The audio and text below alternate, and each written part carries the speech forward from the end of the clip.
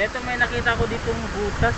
Parang binutas siya ng mga power tools. Yan o. Napaka straight niya guys oh. Lusot siya dito. Ayan o. Kita naman yung ano niya, napaka smooth. Ayan o.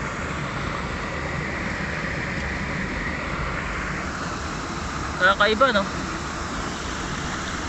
Ang ganda ng pagkabutas niya, straight na straight.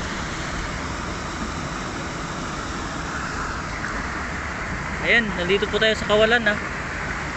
Ayan o. Malayo na ito sa Kabiastan.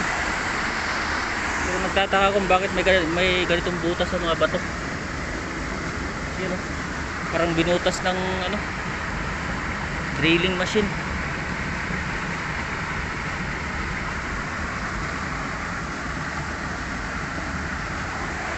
Kakaiba no.